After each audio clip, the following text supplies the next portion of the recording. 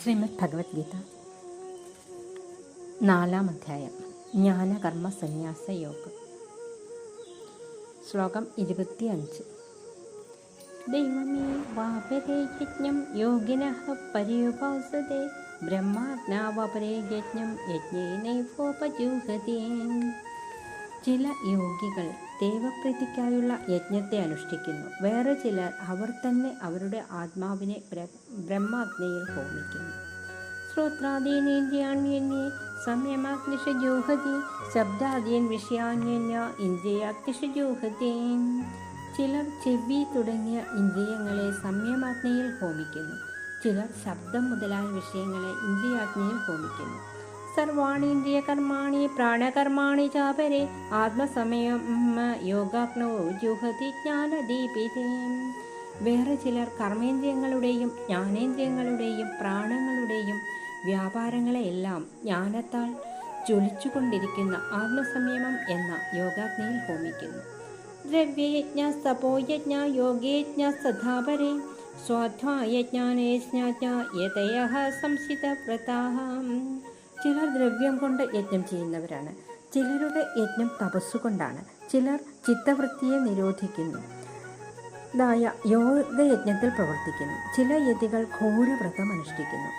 അർത്ഥബോധത്തോടുകൂടി വേദാധ്യയനം ചെയ്യുന്നതായ യജ്ഞത്തിലാണ് മറ്റു ചിലർ വർത്തിക്കുന്നത്. അപാനേ ജുഹതി പ്രാണം പ്രാണേ പാനം തഥാ പരേ പ്രാണാപാനഗതിരുത്വാ പ്രാണായാമപരായണഃ. അപരേ നേതാഹാര പ്രാണാൻ പ്രാണേഷു ജുഹതി സർവേപ്യതേ യജ്ഞവിദോ യജ്ഞക്ഷപിതകൽമഷഃ. യജ്ഞശിഷ്ടാമൃതഭുജോ യാന്തി ബ്രഹ്മ സനാതനം നായം ലോകോസ്യ യജ്ഞസ്യ കുതോന്യഃ കുരുസത്തമാ. ചിലർ അപാനനിൽ പ്രാണനെയും പ്രാണനിൽ അപാനനെയും ഹോമിക്കുന്നു. ചിലർ പ്രാണനെയും അപാനനെയും നിരോധിച്ച് പ്രാണായാമത്തിൽ തൽപരരാണ്. ചിലർ ആഹാരത്തെ പരിമിതമാക്കി പ്രാണങ്ങളിൽ ഹോമിക്കുന്നു.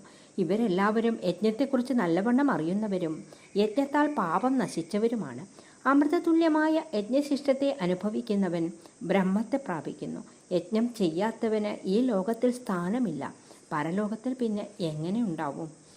ഏവം ബഹുവിധാ യജ്ഞ വിദഗ്ധ ബ്രഹ്മണോ മുഖേ കർമ്മജാൻ വിദ്ധിതാൻ സർവാനേവം ജ്ഞാത്വാ വിമോക്ഷസേ. ഇങ്ങനെ പലതരം യജ്ഞങ്ങൾ വേദവാക്യങ്ങളാൽ വിസ്തൃതമായിരിക്കുന്നു. ഇവ മുഴുവനും കർമ്മത്തിൽ നിന്ന് ഉണ്ടാകുന്നു എന്ന് അറിഞ്ഞാലും ഇതറിഞ്ഞാൽ നീ മുക്തനാകും. ശ്രേയാ ദ്രവ്യമേത്യജ്ഞാനി യജ്ഞ പരന്തപഃ സർവം കർമാഖിലം ബദ്ധ ജ്ഞാനേ പരിസമാപ്യതേ. ദ്രവ്യമയമായ യജ്ഞത്തെക്കാൾ ജ്ഞാനമായ യജ്ഞമാണ് ശ്രേഷ്ഠം. സർവകർമ്മങ്ങളും അങ്ങനെ തന്നെ ജ്ഞാനത്തിലാണ് ചെന്നു ചേരുന്നത്. തദ്വിദ്ധി പ്രണിപാതേന പരിപ്രശ്നേന സേവയാ ഉപദേശിന്ദിതേ ജ്ഞാനം ജ്ഞാനിനസ്തത്വദർശിനഃ. നമസ്കാരത്താലും ശുശ്രൂഷയാലും തുടർന്ന ചോദ്യങ്ങളാലും നിനക്ക് ഇത് അറിയാവുന്നതാണ്. തത്വദർശികളായ ജ്ഞാനികൾ നിനക്ക് ജ്ഞാനോപദേശം ചെയ്തു തരും. അജ്ഞാത്വാ പുനർമോഹമേവം വ്യാസസി പാണ്ഡവ യേന ഭൂതാന്യശേഷേന ദൃശ്യസ്യാത്മന്യഥോ മയീ. ആ ജ്ഞാനം നിനക്കുണ്ടായാൽ അല്ലയോ അർജുന, പിന്നീട് ഇത്തരം മോഹം അല്ലെങ്കിൽ മനസ്സംഭ്രമം നിനക്കുണ്ടാവുകയില്ല. അപ്പോൾ സർവഭൂതങ്ങളെയും നിന്നിൽ തന്നെയും പിന്നെ എന്നിലും നീ കാണും.